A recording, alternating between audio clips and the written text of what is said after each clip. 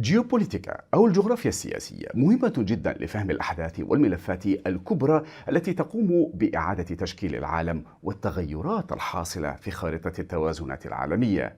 من أبرز تلك الملفات إعلان فنلندا والسويد عن رغبتهما في الانضمام إلى حلف شمال الأطلسي لتعزيز أمنهما والحصول على الحماية العسكرية من الحلف وتجنب الاضطرار إلى تحمل مصير أوكرانيا في يوم من الأيام، خاصة في ظل التهديدات المتكررة من الرئيس الروسي فلاديمير بوتين. بالنسبة لفنلندا والسويد يمثل الانضمام إلى الناتو نقطة تحول تاريخية، فالبلدان سيقطعان تقليدا استمر قرنين من الزمن بعيدا عن التحالفات العسكرية. وقد كانت الحرب في أوكرانيا القضية التي غيرت قناعات الرأي العام الفنلندي والسويدي. في فنلندا، ونظرا لأن البلد تربطه حدود مشتركة يتجاوز طولها 1300 كيلومتر مع روسيا، فقد ارتفعت نسبة التأييد الشعبي للانضمام إلى 70% و50% في السويد.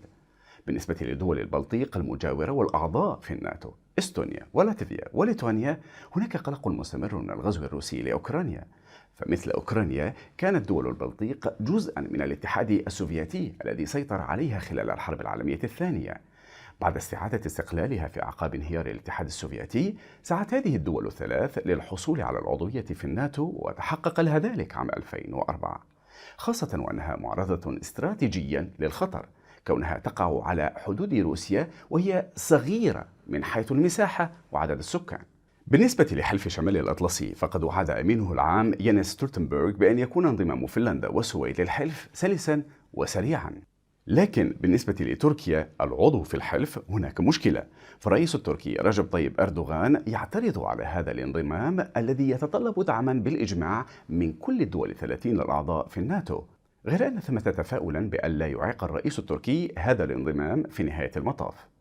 اعتراض أردوغان يرتكز على اتهامه السويد وفنلندا بإيواء أعضاء في حزب العمال الكردستاني الذي تعتبره أنقرة منظمة إرهابية، إلى جانب أنصار حركة فتح الله جولان الذي تتهمه أنقرة بتدبير محاولة انقلابية عام 2016. هذا إضافة إلى حظر هلسنكي وستوكهولم صادرات السلاح إلى تركيا بعد تدخلها في سوريا عام 2019. بالنسبة لروسيا التي تعتبر انضمام فنلندا والسويد إلى الناتو اعتداء عليها، هناك حسابات أخرى. مع استبعاد سيناريو هجوم عسكري من قبل موسكو ضد البلدين، إلا أننا قد نشهد هجمات إلكترونية أكثر خطورة تستهدف النظام المالي أو البنى التحتية للطاقة أو حتى انتهاكات الحدود الجوية والبحرية.